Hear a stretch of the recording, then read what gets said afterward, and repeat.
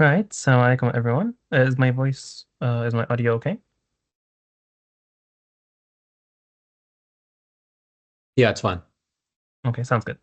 Right. Thank you all for joining us for the first session of the Quran table training for this year.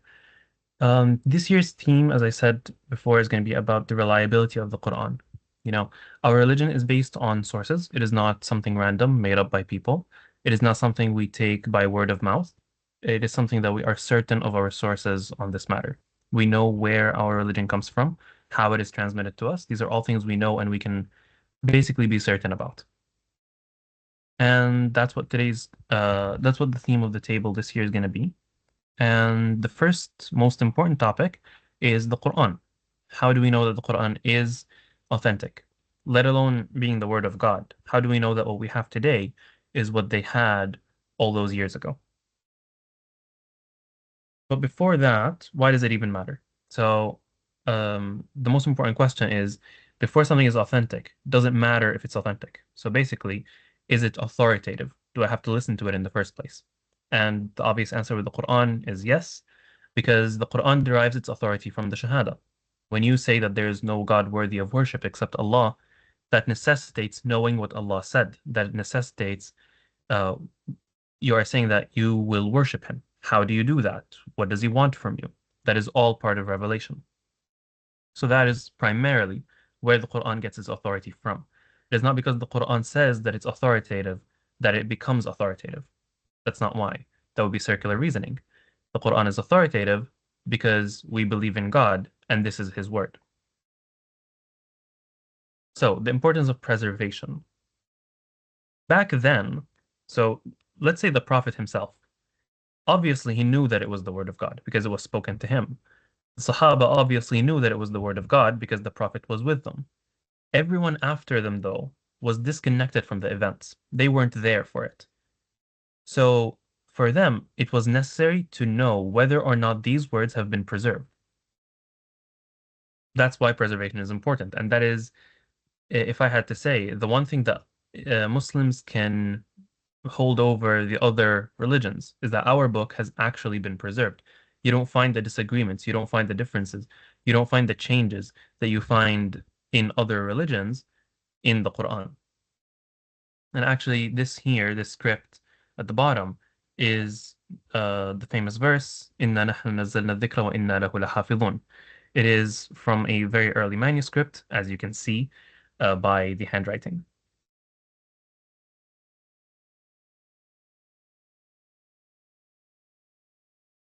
All right. So why is this important to us now? There have been attacks on preservation of the Quran. Just like there are attacks on the authority of the Sunnah, people who deny the Sunnah, people who reject it, just like there have been attacks on Islamic history, that we have no history or that um, Muslims have contributed nothing, there are also attacks on the Quran and its preservation. So, so this person right here, his name, they say he's Dr. J. Smith, but he's more of a fool, honestly. Um, he is a missionary. Primarily, that's his job. That's what he does. He's just a missionary. He tells people about Jesus. And he straight up lies about the Quran and attacks its preservation. That's where he puts all of his work on Muslims, on the Quran, on the preservation of the Quran and Sunnah. That's what he does.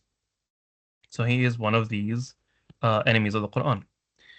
You also have Dr. Daniel Brubaker on the very end of it. He is a Harvard graduate, PhD, and his PhD was actually on what he calls mistakes in early Quranic manuscripts, where he takes early manuscripts and attributes the mistakes found in them as, oh, these are changes in the original script. This is what the original was, and Muslims have changed it over time.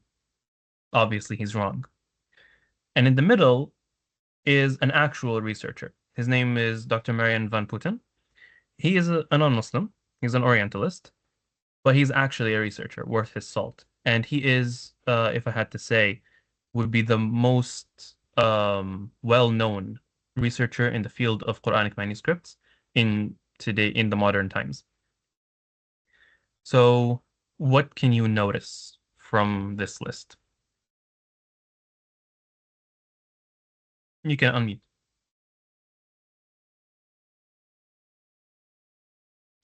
They're all Orientalists, I guess. Christians. Well, they're not Christians, I don't think, but yes, they are all Orientalists. And that is one of the issues, is that majority of researchers in this field are non-Muslims. The entire field is based on Orientalism and doubting the Quran's credibility while ignoring the Islamic narrative. We don't just rely on manuscripts. Our belief in the Quran goes much deeper. It is not necessary for us to, even if all the manuscripts were lost, even if we didn't have manuscripts, we can still carry the Quran better than every other religion. But we'll get to that later. Second issue is that the Quran is being treated like the Bible. They are treating it with the same set of assumptions. This is actually one of the things I heard, like talking about the Sunnah, for example. They're saying that, oh, religious literature, it contains a lot of lies, it contains a lot of corruptions, so we have to assume the same about Islam. However, that assumption is just not really validated.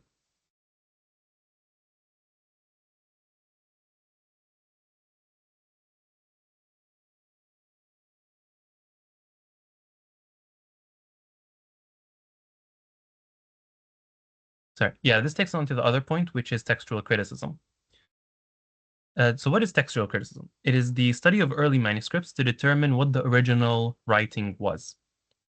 So you find this done a lot in Islamic books, where I'm not sure if you've looked at the beginning of an old book, something that has been written like centuries and centuries ago that has been reprinted today. At the very beginning, you would find these manuscripts, like, oh, this publisher, they looked at the manuscripts of in the original writing and the students of the author, they wrote it down and they compared it. And sometimes you would find it written on the book as well. Actually, let me grab one of them. So here I have a book.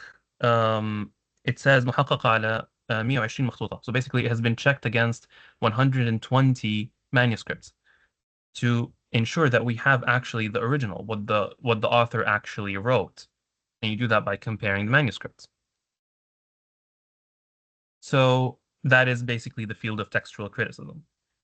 The first critical edition, so when they reconstruct the books from these original manuscripts, they call it a critical edition.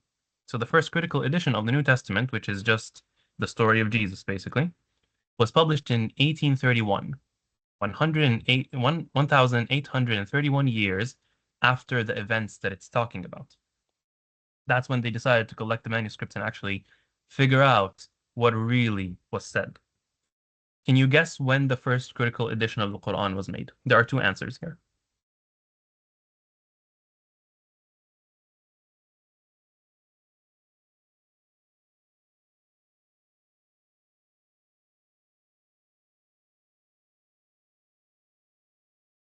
Any guesses?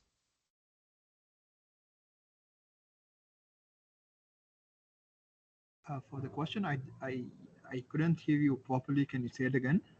Oh, sorry. Is it clearer now? Yeah, no, I think I had an issue with my internet, not you. So you're good. Oh, Can okay. you repeat it?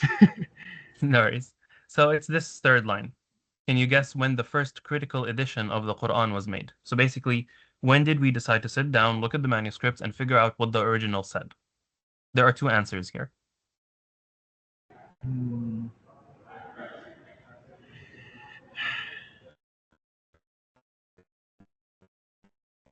it may be a stupid answer, but since no one is answering, I might as well shoot my shot. Within the first 100 years after Prophet Muhammad sallallahu alaihi wasallam's death. That's a wide range, but it's not a bad answer. Okay.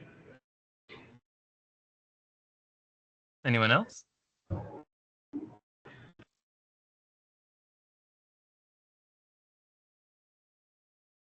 You can type your answer as well if you don't want to open your mic.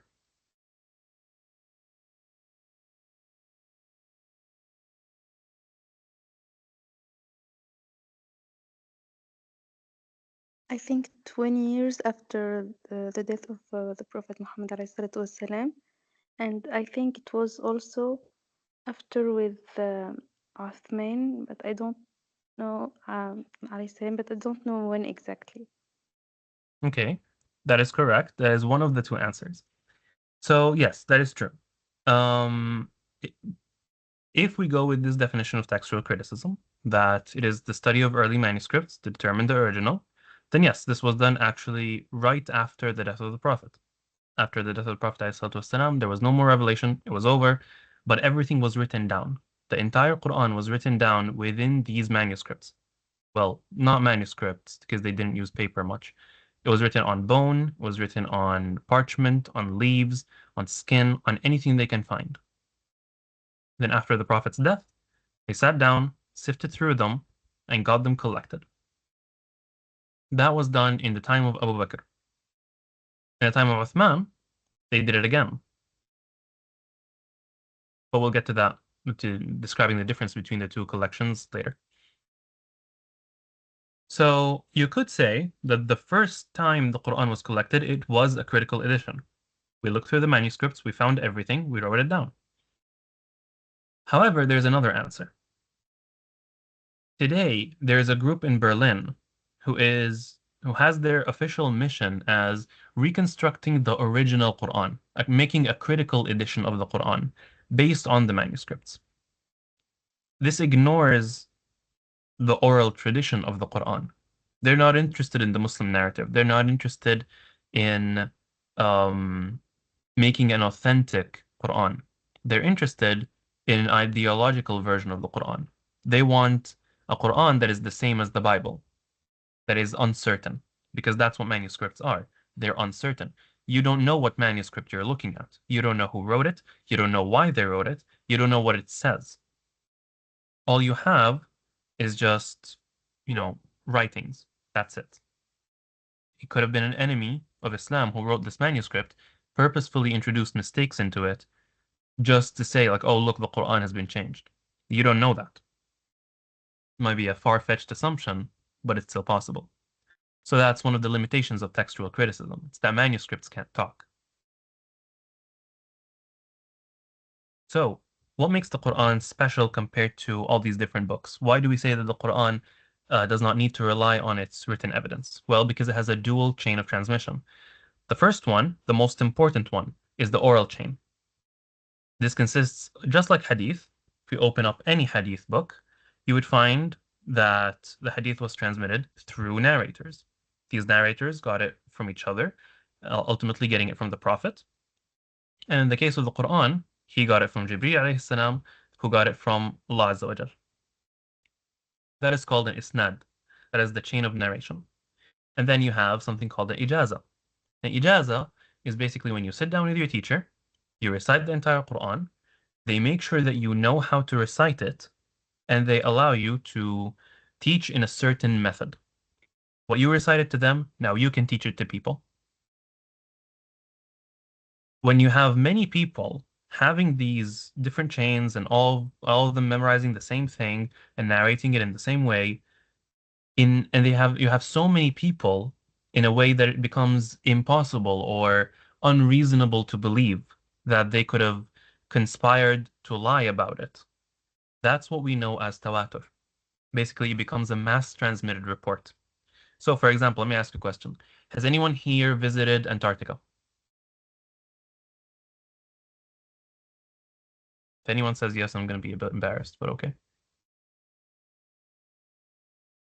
All right, cool. So nobody has visited Antarctica. Does Antarctica exist? No, because I didn't see it, therefore it doesn't exist. Wrong answer. It does exist. We would call you crazy because you have rejected a mass transmitted report. Everyone knows that Antarctica exists. That is the kind of thing we would know through tawatur.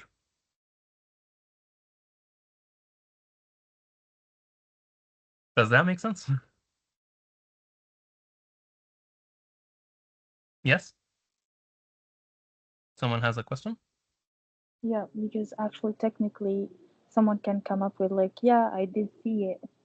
So, or someone can say, it's like it makes sense. Like I see what you want to say, but this example doesn't work. Someone can say, oh, like no, but someone have actually seen Antarctica, so it does exist, but no one Yeah. never. I'm not So, saying yeah. that just because a claim has been mass transmitted, like it has to have some form of element of reality. Basically, someone saying, I have seen Antarctica, and then many people seeing it. Even if you haven't seen it, you would really have to believe that it exists because of so many Mm. reports. That's what I'm Okay. trying to say.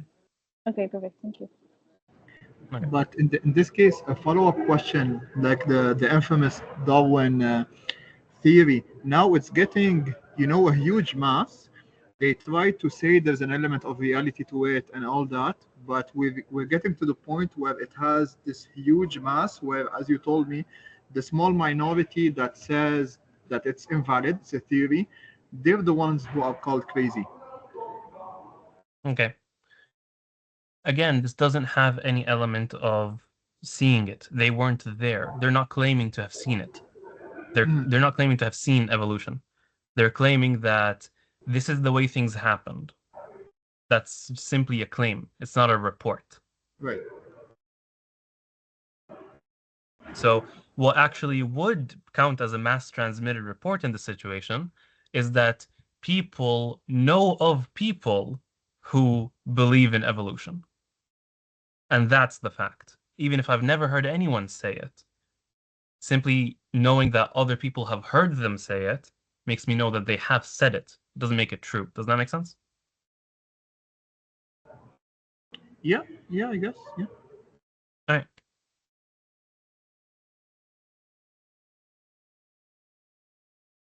Okay. So the fourth important thing is that an oral tradition preserves the life of a text. For example, the Quran today, it is memorized by living people. It is not simply found in manuscripts. It's not a dead text. Islam is not a dead religion. Whereas the Bible, for example, if you open up a Bible, like let's say if you open up I think, New International Version, it tells you right in the preface to the edition, it says that this Bible is based on the best manuscripts we can find. So they don't actually know what happened. They're just saying, oh, this is the best evidence we have. That's not certainty. That is simply an attempt. Whereas for the Quran, the presence of an oral tradition, the presence of reciters teaching reciters all the way back to the Prophet, this ensures that there is the tradition stays alive, that we do actually know what we're talking about. We're not just looking through old fossils and trying to figure out what was said. No, we have what was said. So why are manuscripts important? Why does it matter? Well, it is secondary evidence. Um, it proves that the oral tradition can be relied upon. That what we have today was actually what was mentioned and what was said back then. Keep in mind, the written tradition of the Quran, the manuscripts, was developed after the oral tradition because the old Arabs, they did not need writing to them was simply a reading aid. So, for example, a modern Arab today, they don't need to write the harakat to be able to read it. Sometimes they do, but most of the times they don't. And if you go even before that, they wouldn't need to write the dots on the letters. And if you go even before that, they wouldn't need to write at all. They would just memorize. So the written Quran has always been secondary to the spoken Quran. So there are other things we can find from the manuscript evidence. So, for example, we can see the development of reading aids. When did the dots start coming into effect? When did people start to actually put dots on the Quran? When did they start to put harakat in the Quran? You can also find different explanations. For example, there's a manuscript written in the year 600 after Hijrah that includes the Quran itself, and then in the margins, it includes tafsir. It tells you what the name of the surah is, how long it is, and if for every section, it tells you what it's talking about, when was it revealed, like what were the conditions that it was revealed for, things like that. And you see that that starts being added a bit later than the first generation. And a very important thing to note here, the entirety of the Quran, 100% of it, is found in the first century Hijrah. So it is as early as you can be to the actual events. So the people who, these manuscripts go back to the time of the people who saw the Prophet, who lived with him, who heard from them, and it can even be dated back to his own lifetime. So any questions about these two things, the oral tradition and the written tradition?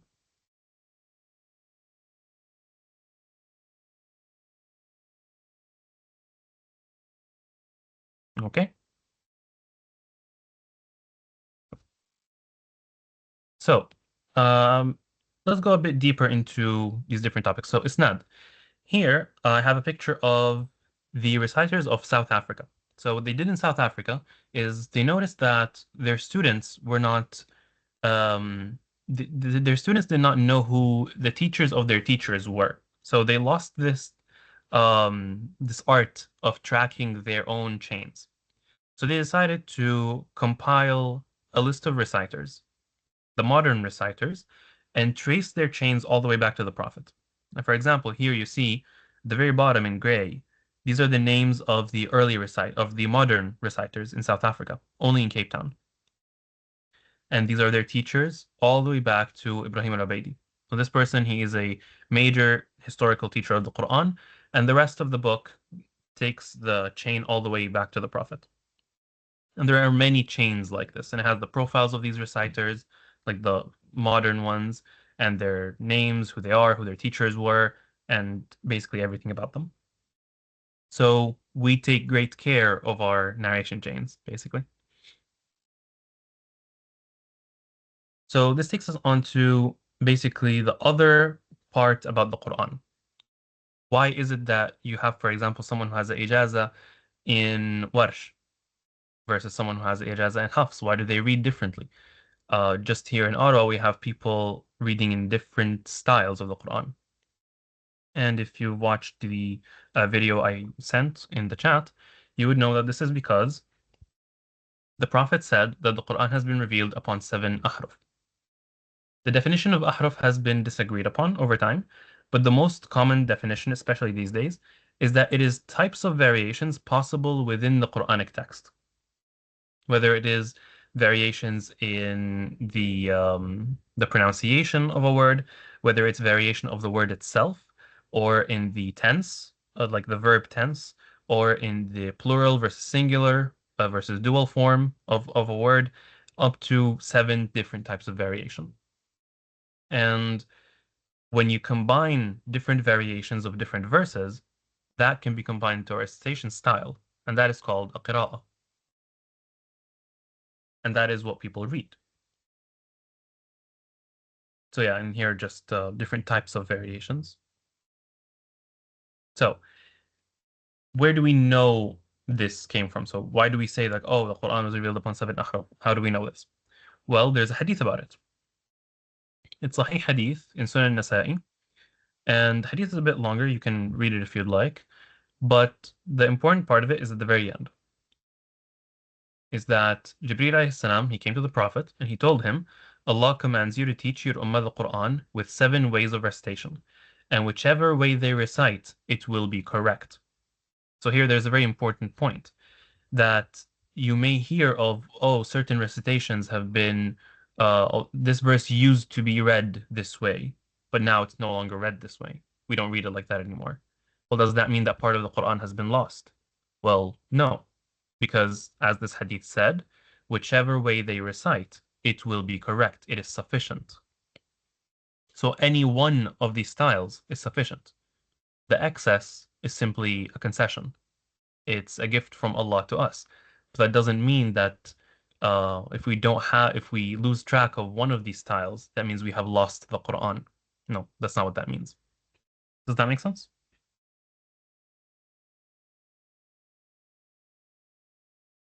Anyone else? Any questions, concerns? Okay. And here are examples of qira'at, for example. The collections of ahruf, these become the qira'at. And here is a type of difference. So you have the recitation of Hafs. This is the most common recitation today. And you have here in Surah Al-Hadid, chapter 57, verse 24, it says, فَإِنَّ اللَّهَ هُوَ الْغَنِيُّ الْحَمِيدُ. And in Qalun al-Nafi', this is a recitation that is popular in Libya and parts of North Africa. Same chapter, same verse, it says, فَإِنَّ اللَّهَ الْغَنِيُّ الْحَمِيدُ. A whole word is missing. And that doesn't cause us any trouble. It's fine, because the Prophet taught it both ways. And we have the Also, chain. if I can add something, also note that the number of the ayah is also different. So you can see that in Hafs and Asim it is ayah number 24, but in Qalun it's actually ayah number 23.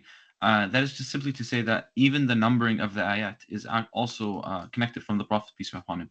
And the way we know that is basically it's not the location of the ayah is not necessarily where the Prophet, peace be upon him, stopped, because we have this very long ayah called Ayatul Dain, which is 1 page long, which is pretty much impossible to read all in one breath. But we know for a fact that that is all a single ayah. And so it's not where the Prophet, peace be upon him, stopped, but it's what the narrators actually narrate to us where the locations of the ayahs are. I just wanted to add that. Yeah. And that doesn't mean that there are missing verses. That's why this is 23 and this is 24. But no, the verses are just split in different ways. For example, in the recitation of Qalun in Surah Al-Baqarah, Alif Lam Mim is part of the first verse. It continues. But in the recitation of Hafs, Alif Lam Mim itself is a verse. And these are parts of the rules of certain recitations. Each recitation has its own rules. And some rules specify that no, here you stop, here you continue, and that changes the writing and the numbering of the verses. Any questions about that?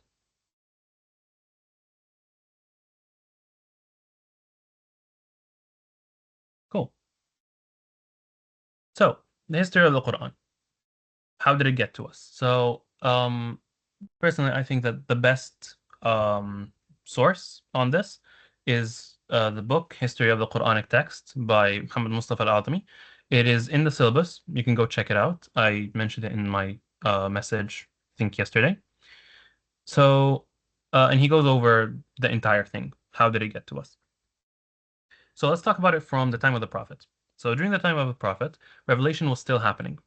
So whenever he would receive revelation, he would call the scribes and they would write it down on whatever they could find.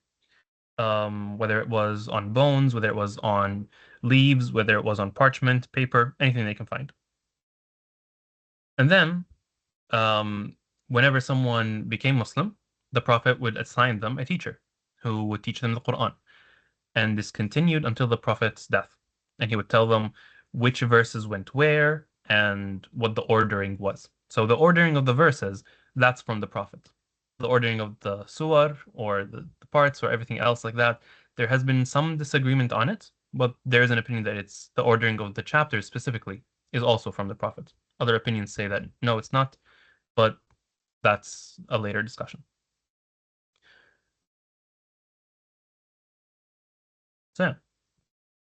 So after the Prophet's death, revelation has stopped.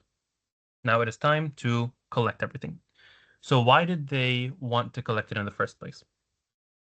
So during the time of Abu Bakr, who was the first caliph after the Prophet, he lived for 2 years. Within those 2 years, a lot of wars happened. These are known as the apostasy wars, where many of the reciters had died. So in Sahih Bukhari, in this hadith, 4986, it is said that Umar ibn al-Khattab went to Abu Bakr radiallahu anh, and he told him to collect the Quran before it is lost, because many of the people had died. Many of the reciters had died during these battles. And that's what they did. They formed a committee led by Zayd bin Thabit, and their job was to sit down and find all these manuscripts and write down the Quran, collect everything into one collection. So that was the criteria. Zayd bin Thabit, he collected a committee, and they set up the criteria, which is that for every verse, there has to be a manuscript that was written in front of the Prophet, and there has to be 2 witnesses that testify that this verse was written in front of the Prophet. And the final product was called the Suhuf of Abu Bakr.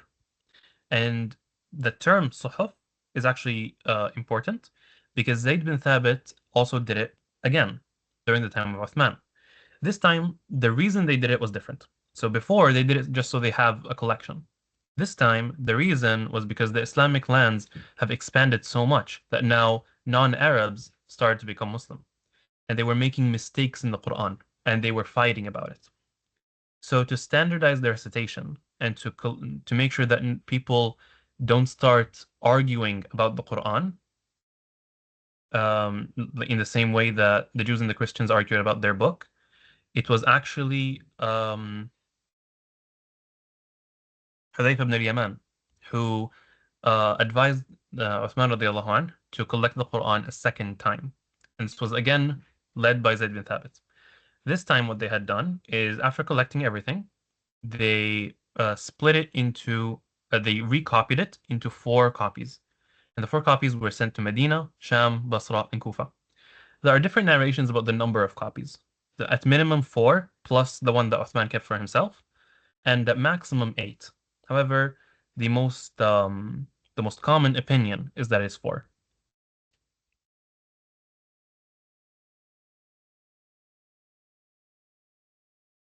Yeah.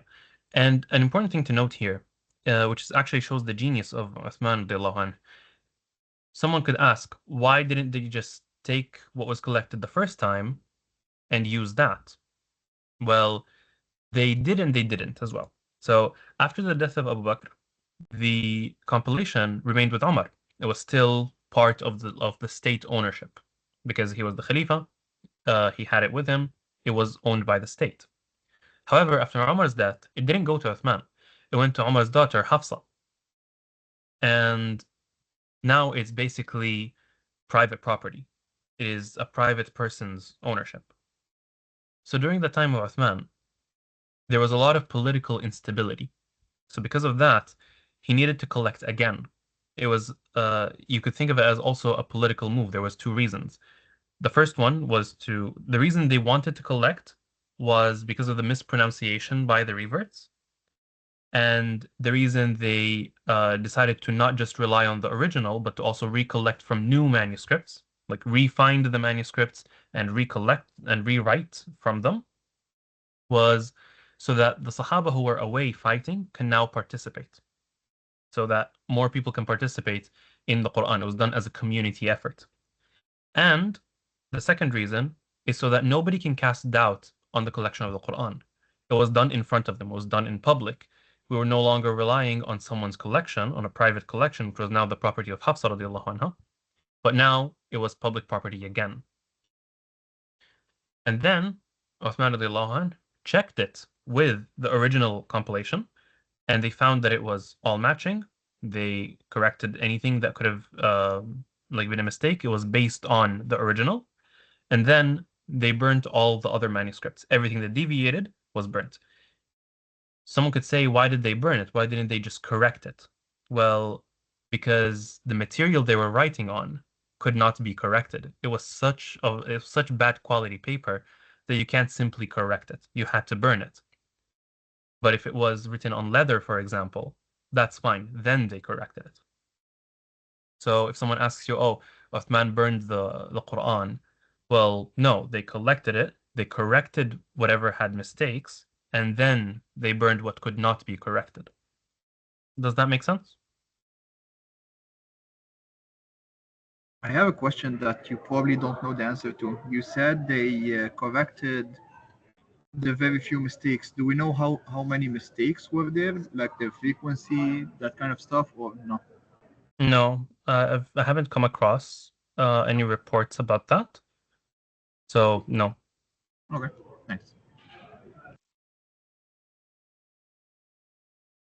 So, why were different copies sent? Why wasn't it that they just sent the same copy everywhere? Well, because these different regions at this point had their own recitations. This was about 17 years after the Prophet's death. So by now, people have spread out. People started teaching each other the Quran, and and each region started developing its own recitation. So wherever there was a major recitation, they would send a copy that is more matching of that region. And that's why also when you look at the early manuscripts, you don't find any dots, because part of the differences is the dotting. Whereas you have the same word being written, but when you remove the dots, it can take multiple readings. So by removing the dots, it became a more general manuscript, where the different areas could read from the same manuscript, but just add the dots as they went. And that's why he also sent reciters and teachers with these manuscripts. It was never sent just the manuscript alone. He would also send a teacher to teach people how to read according to this manuscript. So even in the example we showed before, where a word was different between the qira'at, that was part of it. If you look at the old manuscripts of Medina, you find that the word has been removed. The huwa has been removed from these manuscripts. But if you look at manuscripts sent to Basra, for example, you would find the huwa written in there. And that was simply part of the differences in the manuscripts. So, does this affect our claim of preservation? Well, no. Again, it goes back to the original criteria that we have a chain of narration. All these qira'at have a chain of narration back to the Prophet. Well, someone might tell you, well, in the hadith somewhere it says that, oh, Ibn Mas'ud, he used to read differently, and it's a recitation that you don't have anymore. That's considered an extinct qira'ah, and actually that is something we know about today. It is called the four um, deviant qira'at. Not deviant as in it's bad, but it's that it deviated from what has been commonly practiced. It has not been mass transmitted like the other ones. So we know these exist, and we know what they say. However, we don't recite with them because they have not been mass transmitted like the others. And that is one of the criteria of a recitation to be correct. It has to be mass transmitted, or rather, for it to be acceptable, it has to be mass transmitted. And specifically regarding the recitation of Ibn Mas'ud, there are scholars who simply say that there is no such thing as that recitation. There isn't any credible chain that goes back that has that recitation. And in fact, Ibn Mas'ud is included the in the recitations of today, like that contradict the so-called recitation that he used to read. So no, there is no recitation of Ibn Mas'ud. He taught and he read and taught the same way that the other modern recitations are. So does that make sense? Just wanted to add something really quickly. If anyone asks you what the conditions for accepting something as Quran, they're very simple. It's three things that need to be accepted. Number one is tawatur, or that it be mass conveyed to us correctly. The second thing that needs to happen is that it is actually matching one of the musahif that Uthman sent, one of the different copies. So it is necessary, even if you have a certain narration, that it matches one of the mushaf that Uthman sent. And the third criteria is that it has to match a certain side of the Arabic language, because we know that the Quran the Quran has been transmitted to us in Arabic, right? And so whatever we receive has to be in Arabic. And the thing that differentiates the qira'at al-shadha, or the deviant qira'at, is mostly that they're not mass transmitted to us. And so we give them the grade of hadith sahih, pretty much. Most of them reach the grade of hadith sahih, but they're not mutawatir. They're not mass transmitted, they're correctly transmitted. And as such, some of them can actually be used for fiqh regulations, because some of them have some sort of ahkams that can't necessarily be taken from the qira'at that are mutawatir that we have. So they actually just achieve the grade of hadith sahih. That's how scholars discuss these things. Yeah. So is there any question about the copies, why it was sent? And please do ask, because this is important knowledge for a Muslim.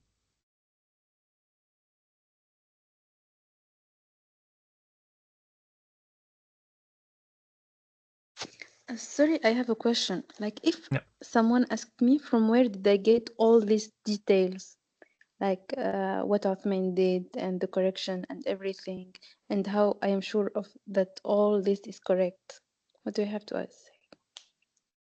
So the details of what happened are transmitted to us in the hadith, and that's actually going to be next week's lesson. That's what we're going to be Okay. talking about next week. Okay. How to Thank differentiate between what is an authentic hadith and how do we know what is and isn't authentic. Okay. Thank you. Also, there are numerous books written at the time of Uthman and later that describe these things. So, for example, the differences between the different copies. All of these things have books that are written upon them because the ulama at the time they thought, well, whatever we write the mushaf on is going to be made out of paper or leather or whatever else. It's gonna basically like get destroyed just simply because of time. It's going to be destroyed if there's a flood, if there's a fire. So we need to preserve the actual writing of the Quran, of the Musahif. So what they thought is the idea is that the main writing or the way that matches how the Arabs write, how the Arabs actually write the orthograph of the Musahif, they didn't speak about it. But whatever didn't match, they wrote about it in the books. And so, for example, whenever there's an extra alif or an extra waw or an extra ya or a missing alif or a waw or a ya, whenever there's a ta that's written as maftuha instead of marbuta, and so on. And so there are books that specifically talk about these differences. And so even if all the masahif today are actually gone and destroyed, we simply could just rewrite the entire orthography of the mushaf in whatever time it takes to write them down. This is besides the people that actually memorize what the orthography is and the actual written copies actually look like. Yeah, and orthography is just the writing of the mushaf, like what the letters look like. All right, so any other questions? Is it possible to repeat the 3 points that I think who was it that mentioned it? The 3 criteria of the recitation. Yes. Yeah, so Yeah, the 3 absolutely. criteria are, so the first one, the most important one, is tawatur. So it has to be mass transmitted. So transmitted in a way where the narrators cannot, conspire to lie about it or make it up. The second point is that it has to match the writing of the mushaf. So the original writing has to, this recitation has to match the original writing. And the third point is that it has to have correct Arabic grammar, even if it's like obscure, even if it's an unknown point of grammar, it has to be still correct grammar. So these are the 3 points. Does that make sense? Yes, thank you. All right. So any other questions?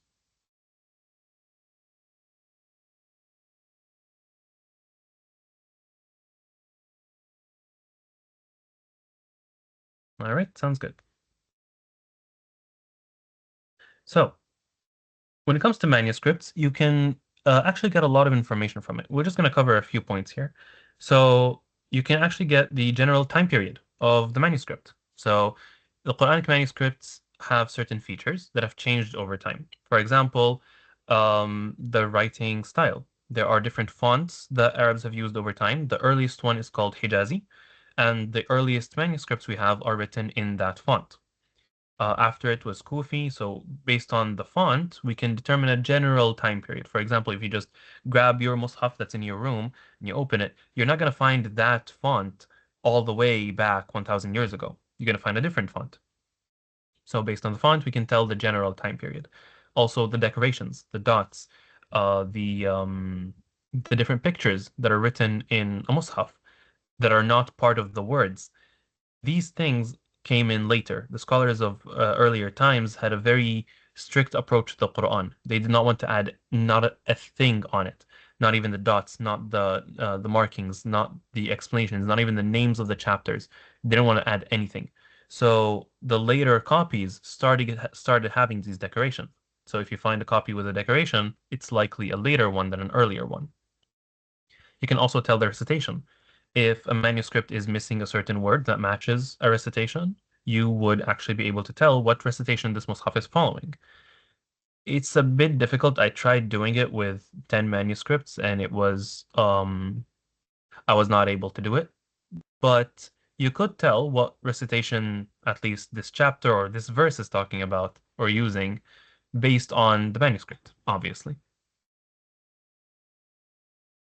And you can also actually tell whether or not this scribe was a professional or an amateur.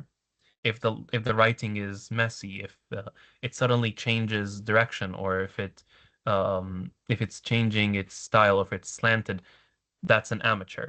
A professional would be more linear. They would be more neat in their writing. You can even tell how the scribe was sitting based on the manuscript. If it suddenly changes its angle, they decided to kind of shift their sitting a bit. Yazid? Yeah, I just wanted to add a little thing. So when you were discussing about how the ulama were scared to add anything, they were so scared to add anything to the point where even the decorations that they were added, even the dots and the harakat and all of that, were added in a different color. And so the actual writing of the mushaf was in black, and then all the dots and all the harakat would be in red, for example, or in yellow. And even in the books, you'd see this mentioned. You would see, like, for example, it would be mentioned as sawad. Sawad is the actual original, like, orthography of the mushaf, and whatever was added on top of the mushaf was written in a different color. So just wanted to add that. Also, it changed over time. So if you look at an old mushaf that's in a certain period of time, the harakat were actually identified not by a fatha and a dhamma and a kasra, but by dots. And so the fatha would be a dot on top, and a dhamma would be a dot on the left, and a kasra would be a dot under. Even the dots on the letters, so letter fa, for example, would have basically You're talking about Maghribi if I script? remember, yes, that's correct. Yeah. Yeah, that's a region letter, locked script. yeah. Yes. Well, it actually used to be spread, and then they normalized most of it. But because the Ottoman Empire wasn't all the way there at the time, they stayed like that, and they're slowly actually shifting back to the regular Arabic script. But even today, if you go to the Maghrib and you grab a certain mushaf in some old masjid, for example, you have a chance of noticing how the fa and the qaf are actually, the dots are actually on top and under, as opposed to 1 and 2. Yeah. You would have, like, the fat, for example, have no dots. Yeah. All right. So any questions about this slide?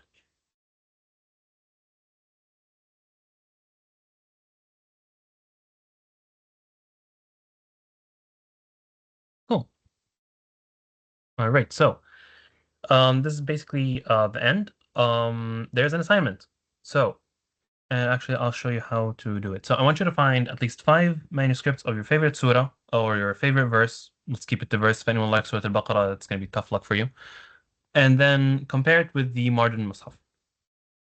So I want you to write a paragraph about each manuscript, just a small paragraph describing what recitation it is. If you can tell, if you can't tell, that's fine. What features are you seeing? Are you seeing the different dots? Are you seeing the harakat? Are you seeing verse separators? Those also weren't always there. And also, why did you pick this manuscript? Did you pick it because it was recent? Did you pick it because it was from a certain area? Did you pick it because it was old, or because honestly you could just read it easier because some of these pictures are not that good quality? So yeah, just anything you can say about the manuscript, you can include it. And let me actually show you how to find the manuscripts. So, question, can you see my screen if I do this? Do you see the website? Yes. You're on Corpus Quranic. Corpus, yeah. So let's say someone is really a fan of Surah Taha. So this is Surah Taha. You would go here, you would pick your surah, and here, Surah Taha, and then you would pick your verse. I want to go for verse 1.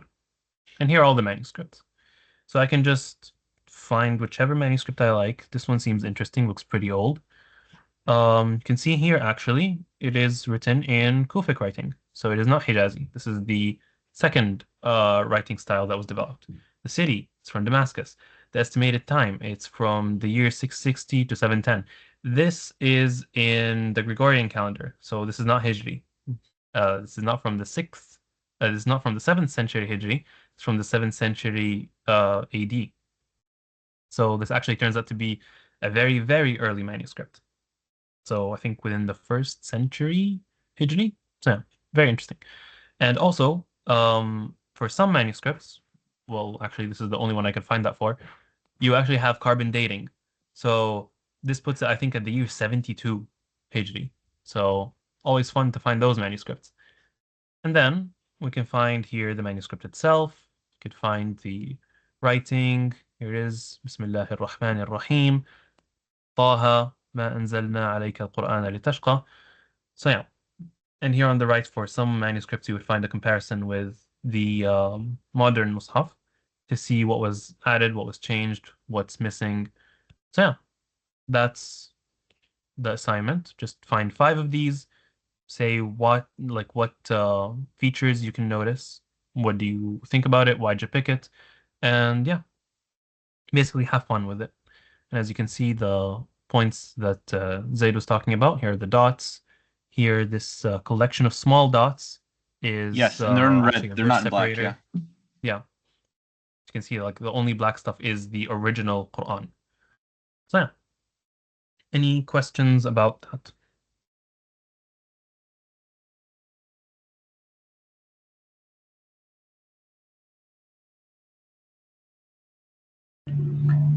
I have 2 questions from before, but they were bothering me, so I was keeping Sure. them for now.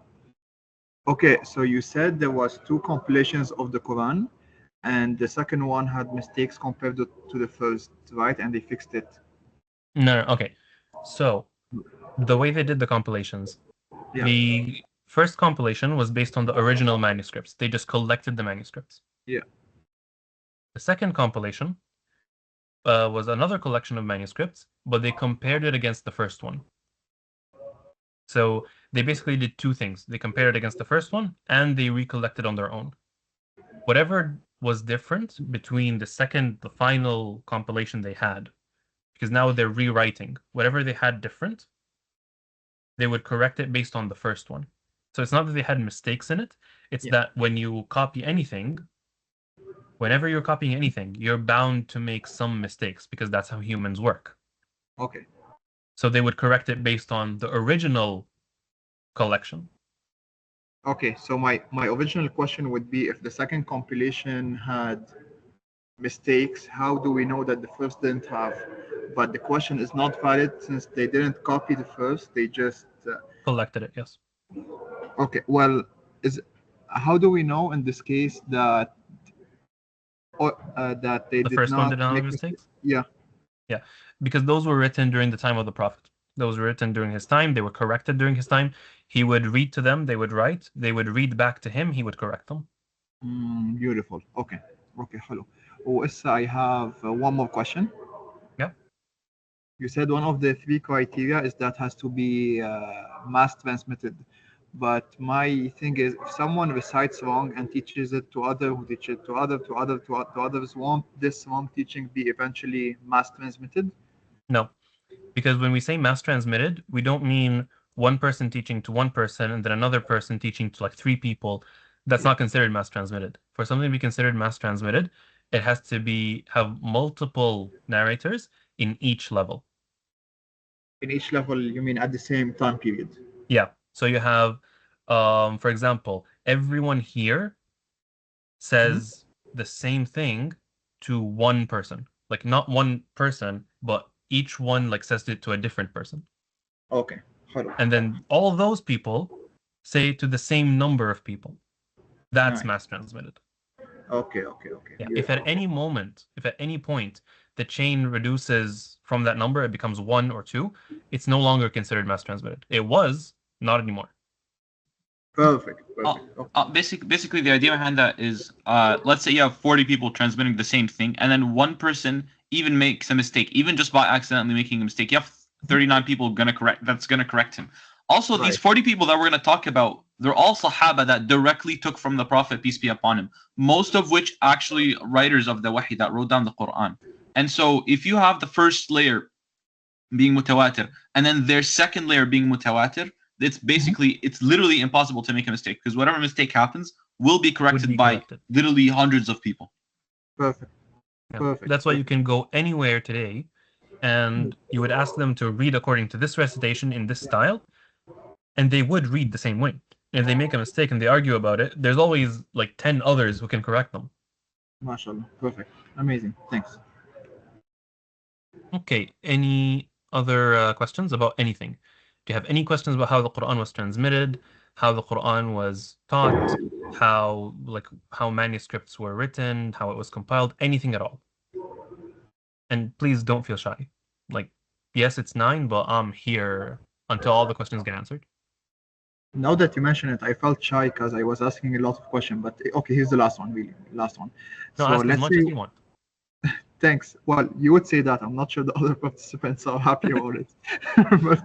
but anyway, so let's say we're at the table and someone asks us, "Hey, how do we know that the Quran is preserved?" And we tell them, some of that, and they're like, "Yeah, but what you're saying, we cannot verify it. Is it okay to say that we know that it's preserved because of the link, like the one you sent us, where there's the very old uh, manuscripts of the Quran from year 600, and we can still compare them to the one we have right now, and they're the same? Or should we give a better argument? Okay. So, remember when I said at the beginning that about the two methods of transmission of the Quran? Yeah, oral and written. Yeah. What did I say about the written one? Not to put you on the It's spot. secondary. Exactly. So you never bring up manuscripts because Oh, manuscripts are not evidence. Manuscripts mm, are supporting evidence. okay. The oral tradition is the primary thing. That's why, like, the oral tradition is what we rely upon. That's Okay. why even if we lose all the manuscripts, we can just rewrite it because we have the oral tradition. So if someone asks you, how do you know the Quran is preserved? Because we have these chains that are mass transmitted from the time of the Prophet. Well, who are these people? I can pull up their biographies. Okay. And how do we know their chains are not masked? In this case, we say, Salaam alaikum, we don't want to talk to you. Sorry, what? If they tell us like this chain that you give us dating back to the Prophet sallallahu alaihi wasallam, how do we know that this chain is accurate? It's not, someone added a random name here and there. Okay. We don't have to keep arguing with them. Well, is there something for There it? is an answer. So for every question, we have an answer. So Awesome. uh, it's not that one person would teach one person. It's that usually the teachers have multiple students. Yeah. So you would find these chains repeating, like some parts of these chains repeating across different people. Mm, perfect. MashaAllah. Okay, I'm done. Thanks. All right, no worries. All Jazakallah right. khair. Anyone else? Any questions at all? Even if you want me to repeat a part, that's fine. I can do that.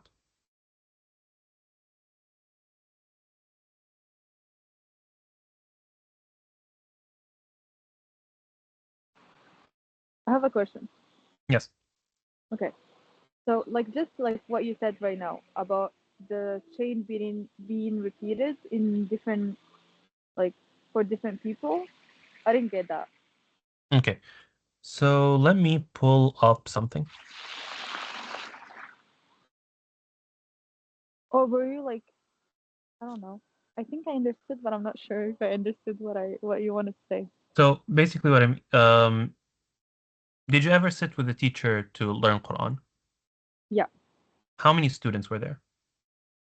many. Exactly. That's what I mean. Okay. So if any of them memorize Quran and they get an ijazah, they get a certificate of completion, they would all have that teacher. And they would all have the teachers of that teacher.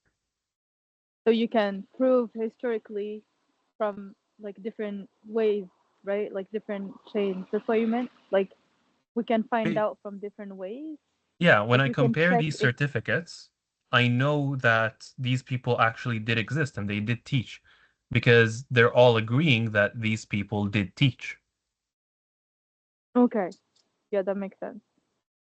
Yeah, Okay, got it. Good. Thank you. you're welcome. Any other questions? I have a question. Yes.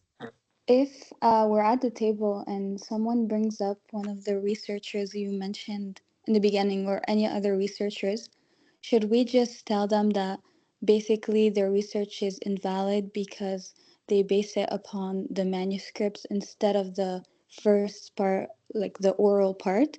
Or should we try to um, argue with them about how these differences are, like about the differences in general? Um, Never tell anyone that their argument.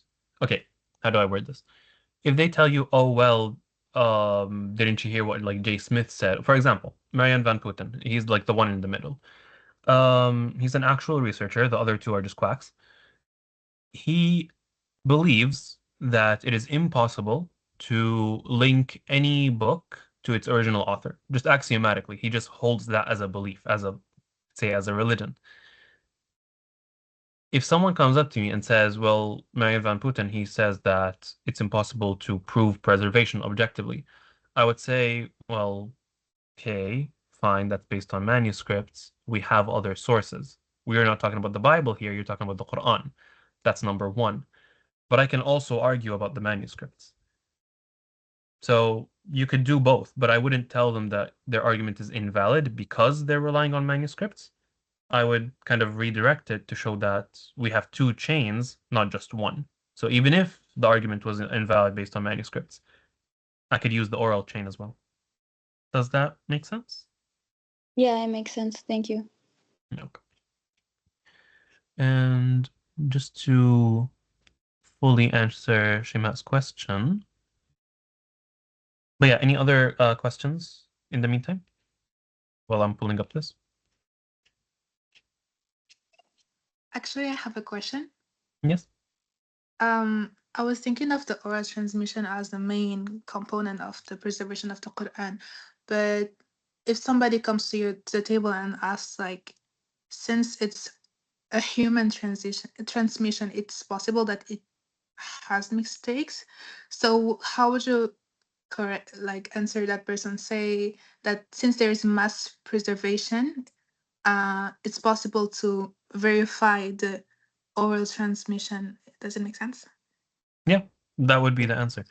Because if it was one person, yes, it could have mistakes. That's why we don't accept a single chain as Quran. It has to be mass transmitted so that we are certain that this is true. We do the same thing with hadith, by the way.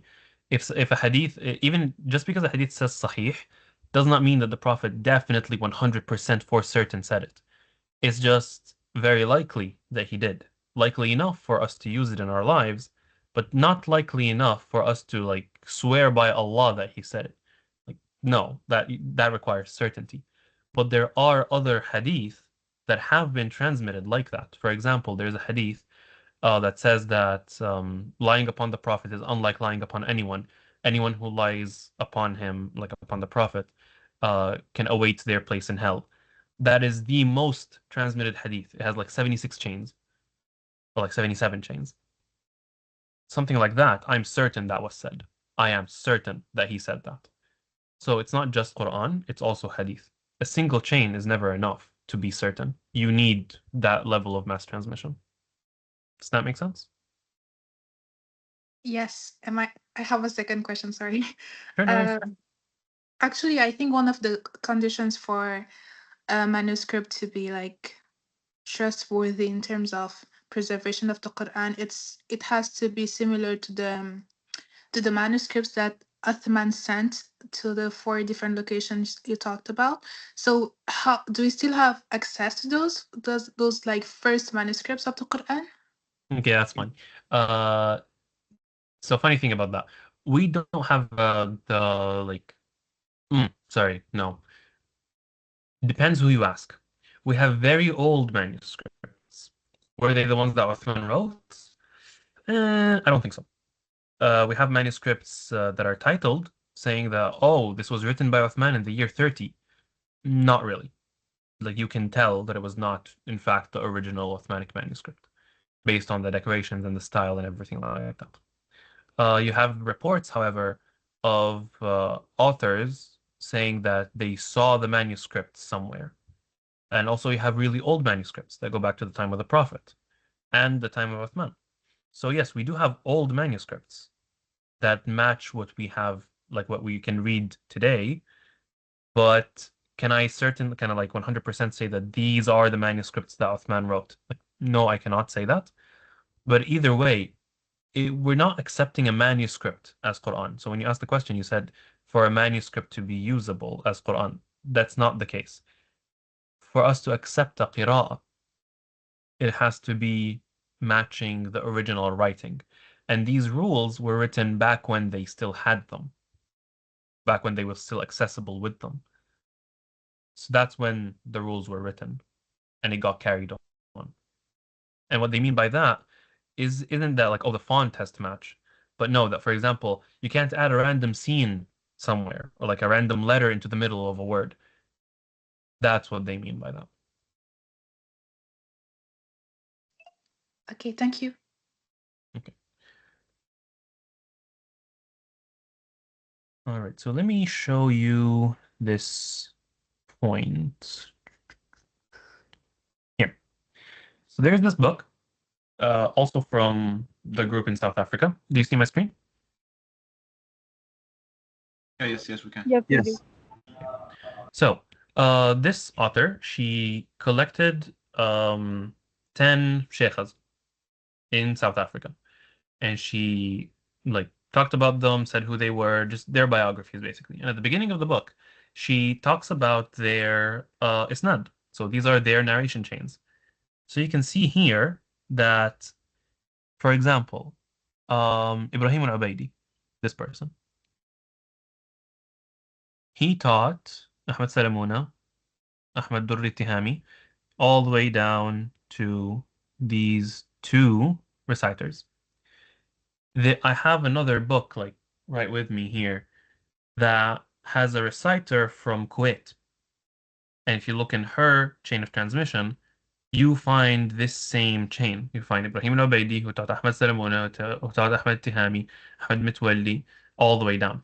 So that's what I meant by when I said you can compare different certificates and find the same segments in them.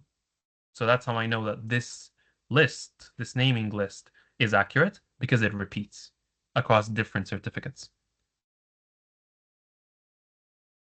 Does that make sense? So like, this is what I meant about it. Okay. Yes, thank you. All right. Any other questions about anything at all?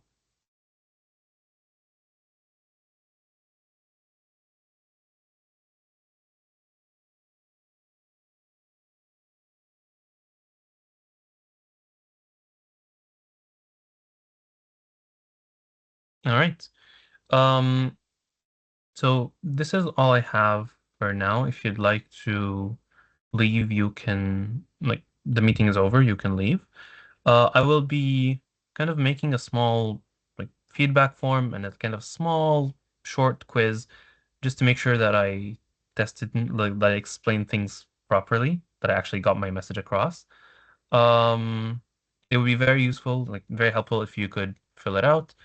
So yeah, that's all. I'll also post a small guide on how to do the assignment, and that is due next week. But yeah, that's about it. Thank you.